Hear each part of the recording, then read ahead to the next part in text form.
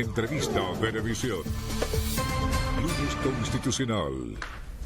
Muy buenos días, les saluda Margarita Oropesa. En Lunes Constitucional vamos a conversar con Iris de Franca, abogada, analista política. Muy buenos días, gracias por aceptar nuestra invitación. Gracias a ustedes, Margarita. Vamos a hablar sobre la propuesta de reforma constitucional que ha activado el Ejecutivo Nacional y que ya lo solicitó ante la Asamblea Nacional. Pareciera que falta mucho tiempo para que se presente y se discuta este proyecto en el Parlamento. De hecho, ya el presidente Nicolás Maduro anunció que va a quedar para el próximo año para la nueva Asamblea Nacional, pero sí se conocen algunas líneas estratégicas y entre ellas hacer del Estado más democrático, más participativo. ¿Qué significa eso?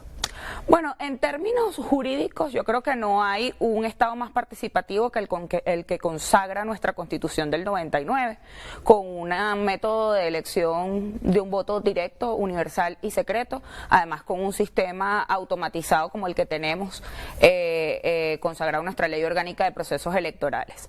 Yo creo que el tema de la participación en este particular, el presidente lo ve desde la modificación de la estructura del Estado y agregar, digamos, una línea más en lo que viene siendo la constitución del Estado. El Estado está constituido actualmente en tres líneas: el gobierno nacional, el gobierno regional y el gobierno municipal.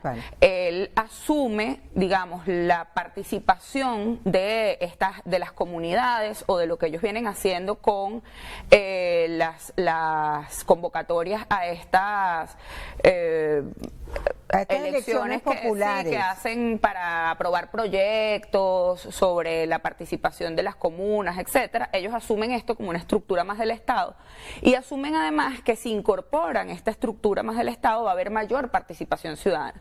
Pero yo creo que no es así. Yo creo que nuestra Constitución actual vigente, la Constitución del 99, tiene un claro propósito de participación soberana del pueblo a través de la vía electoral y además consagra como principio constitucional que la soberanía reside precisamente en esta voluntad del pueblo. El Estado comunal, ¿es necesario darle rango constitucional a las comunas?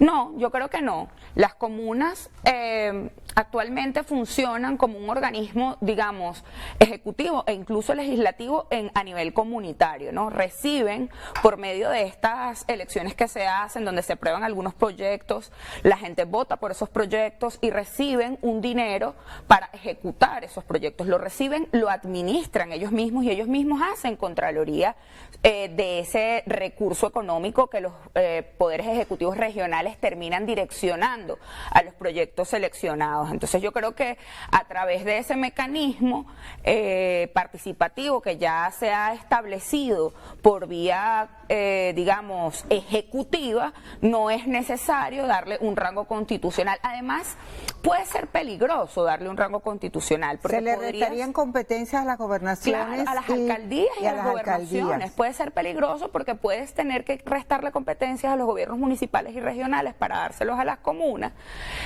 Y además de eso, Margarita, hay un elemento súper importante que es que en esta propuesta se vislumbra que el proceso de selección de los alcaldes pasaría a ser a segundo grado, porque pasaría a ser una elección primero de las comunas, de los consejos comunales, luego de los consejos comunales las comunas y los voceros comunales entonces escogerían por segundo grado lo que vendría siendo el ejecutivo municipal. Entonces eso sí sería rompería. Un retroceso porque nosotros tenemos una elección directa, universal y secreta, claro. Así lo establece en la Constitución. Si tú incluyes una elección de segundo grado, sería un retroceso. Claro, es un retroceso increíble a nuestro sistema. Y entonces allí es donde vienen las incoherencias, ¿no?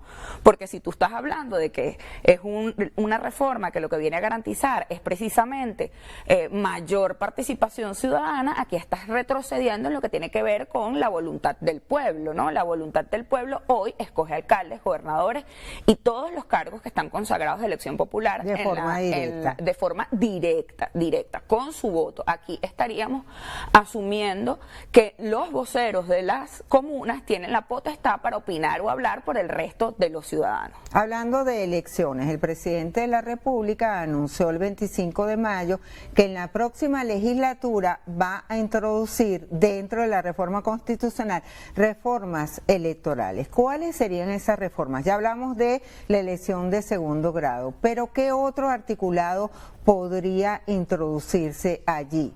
Hablemos de volver al Senado, que eso ya se analizó el año pasado, y hay otras reformas puntuales que deberían hacerse o que el gobierno quiere hacer. Sí, bueno, fíjate, en el proceso de diálogo que tuvimos el año pasado, como bien lo mencionas, hubo algunas,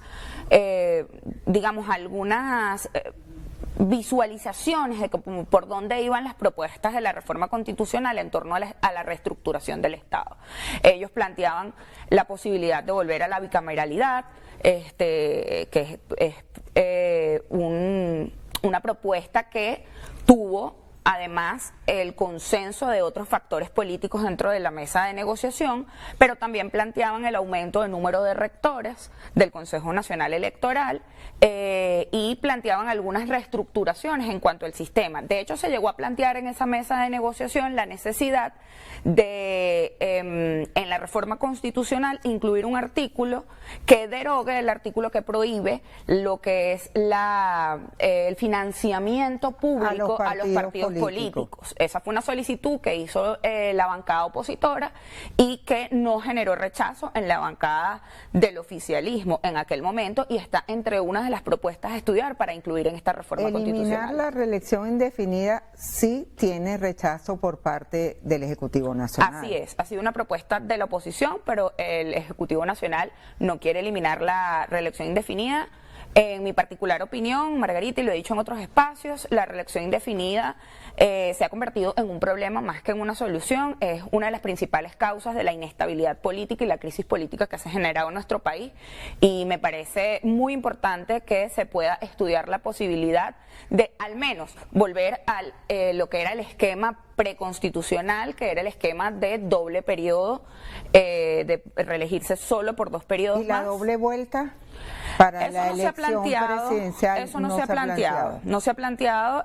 Lo que sí se ha planteado es el cambiar el sistema de adjudicación de los cargos legislativos, que ya no sea el método de Hon, sino el método de representación de las minorías. Entonces, eso sí se ha planteado, lo que es la adjudicación de los cargos legislativos. Estuvo en debate en esa mesa de negociación y creo que se ha mantenido como una de las propuestas más importantes de lo que tiene que ver con la reforma del sistema electoral. Iris, ¿qué le quitarías y qué le agregarías a la Constitución vigente de 1999? Mira, yo le quitaría la reelección indefinida. Estoy convencida de que ha sido un obstáculo para la consolidación de la democracia.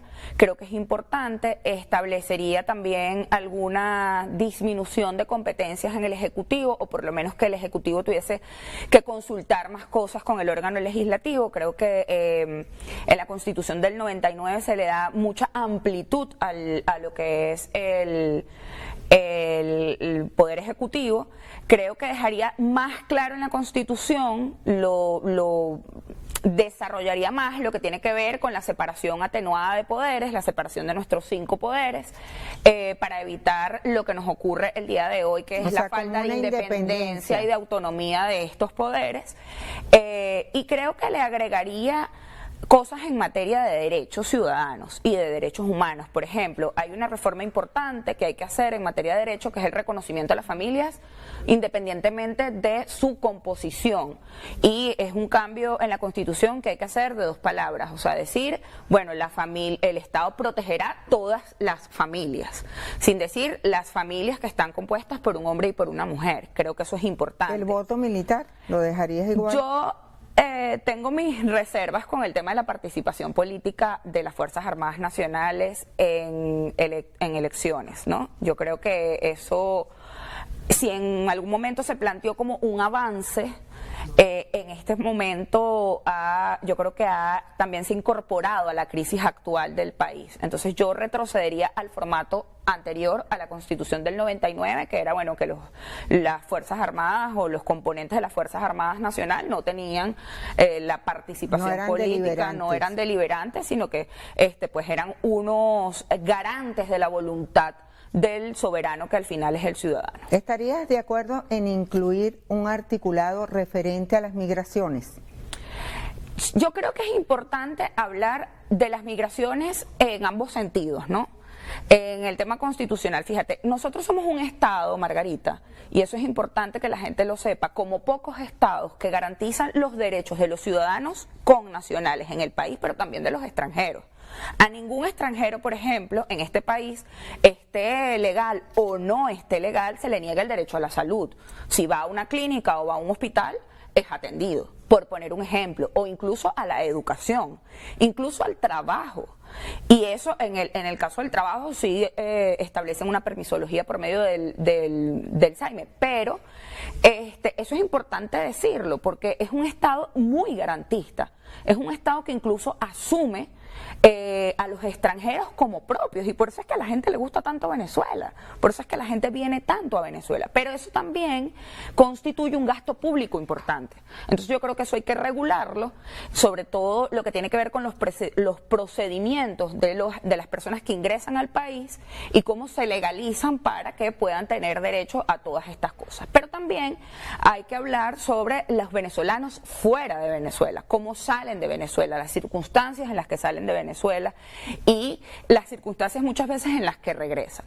Yo creo que eso no es materia precisamente de la Constitución de la República, pero sí de una ley especial sobre migración, que creo que hay que trabajarla, o más que trabajarla, adecuarla a los tiempos modernos, porque nosotros tenemos legislación en materia de migración y en materia de extranjería. El tema es que, bueno, no la hemos actualizado y creo que es importante que hagamos una reforma al respecto. Debe haber una consulta previa de todos los sectores de la vida nacional, una consulta previa de cuando ya esté lista la reforma constitucional, la propuesta de reforma constitucional, antes de llevarla a la Asamblea Nacional, someterla a una consulta pública de todo el país.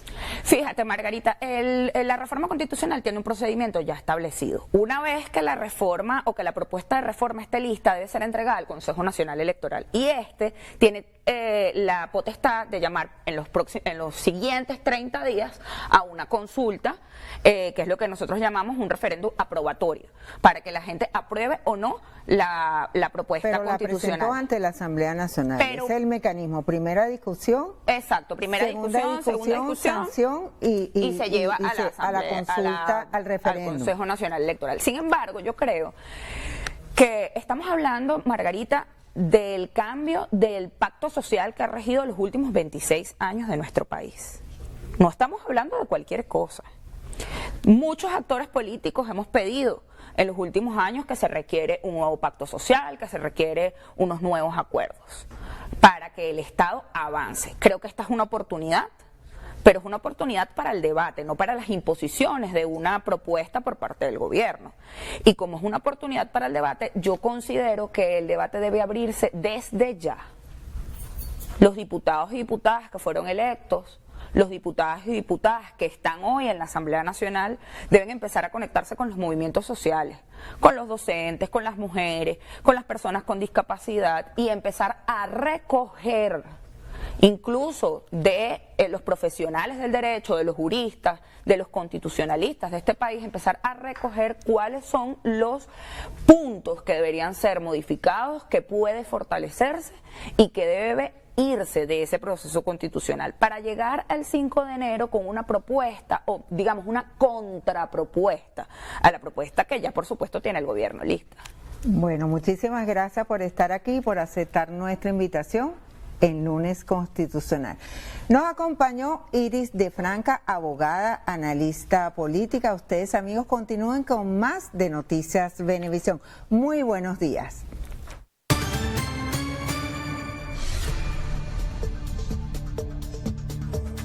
Entrevista Venevisión.